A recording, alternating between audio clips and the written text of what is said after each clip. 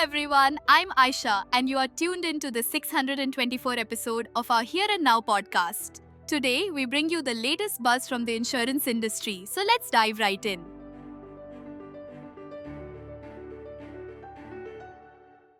Our first story today comes from the Times of India, the Sabka Bima Sabki Raksha Amendment of Insurance Laws Bill 2025 seeks to reshape India's insurance landscape by permitting 100% FDI and empowering IRDAI to issue specialized licenses for niche segments such as cyber, property, and marine insurance.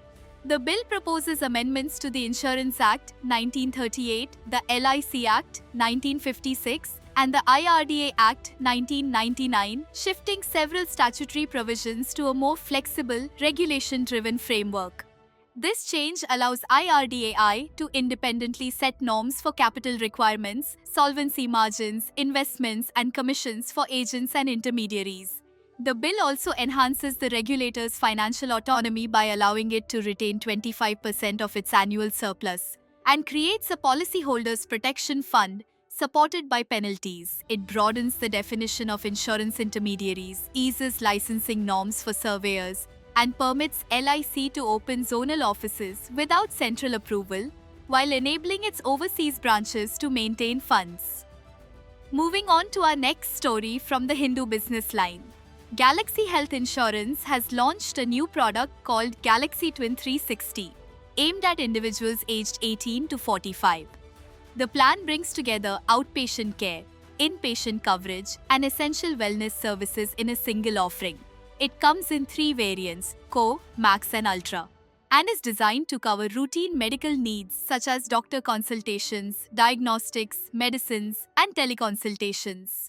Moving on to the next story from the Economic Times, companies across India are rapidly increasing their purchase of cyber insurance and opting for higher cover amounts as digital risks continue to rise. Recent global outages, including the disruption at Jaguar Land Rover, along with stricter data protection requirements, have prompted boards to reassess their vulnerability. What once took 6 to 7 months, finalizing a cyber insurance policy, is now being completed within days. Some large firms have even multiplied their cover several times over. Despite having no previous cyber incidents, the surge in AI-driven threats, deepfake fraud, ransomware, and data privacy concerns is further accelerating demand. The Digital Personal Data Protection Act has added regulatory pressure, positioning cyber insurance as a key financial safeguard against potential penalties. Coverage is also widening to include supply chain breaches and even non-malicious technology failures. Increasingly, companies are reviewing and adjusting their cyber policies mid-term rather than waiting for annual renewals. And for our final story today, from Good Returns, the year 2025 proved to be a pivotal moment for India's health insurance sector, largely due to the removal of GST on individual health and life insurance premiums from September 22. The exemption triggered an immediate rise in demand, with higher sum insured purchases jumping 38%.